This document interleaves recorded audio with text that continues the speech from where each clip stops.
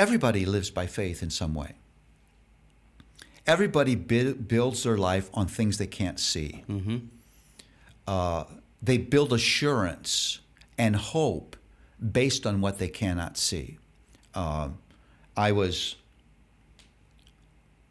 on a Chinatown bus coming back from New York and sat next to a guy, and he asked me what I do, and I told him, and he engaged me in a conversation. He said he was atheist, and he was very, very sure of himself. And I said, you know, you and I share a fundamental thing in common. This is after you told him what you do?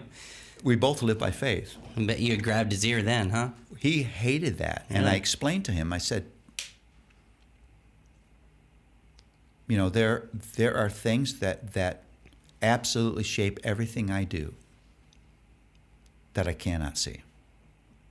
And there are things that shape everything you do that you cannot see. Did he argue with you?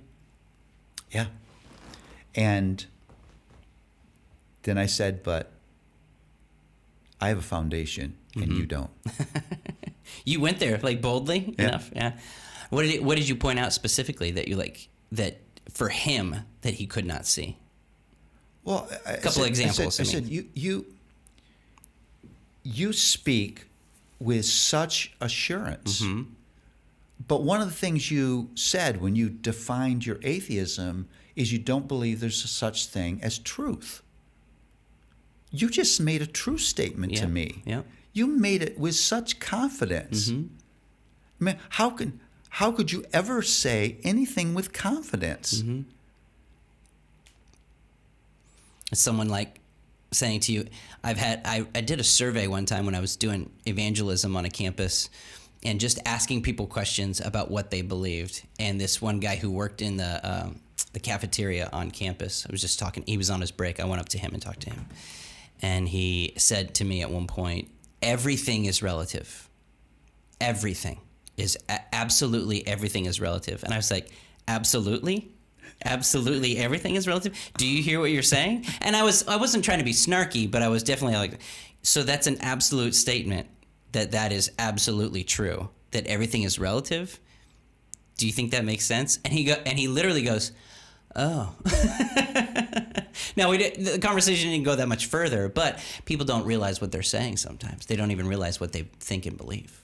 They don't know that they're thinking about faith. Well, and this... Or living on faith, I mean. This the conversation when he says, well, my belief is based on scientific fact. And so I said, give me the empirical evidence that there's no such thing as truth. You can't do it. Boy, you can't do it. These are huge faith leaps. Now, here's the point I'm trying to make. I think this is an important point. Yeah. Is the thing that distinguishes Christians is not that we live by faith. The thing that distinguishes us is the object of our faith.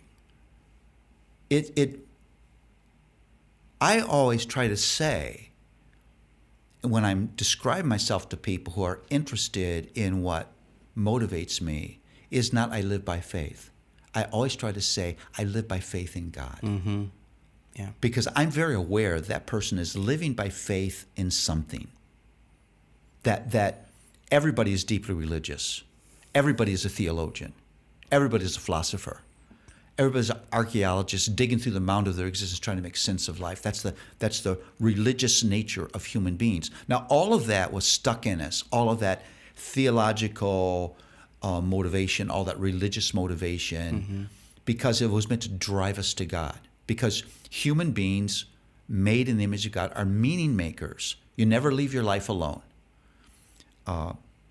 If you're a parent, you should never say to your children, the problem is you don't think. That kid never stops thinking. Right. Be afraid, be very afraid. They never stop thinking. Right. They may be thinking improperly or foolishly or immaturely, but they're thinking. Yeah. And so that meaning-making capacity is not a religious capacity in itself. It's a human capacity. Every human being does that.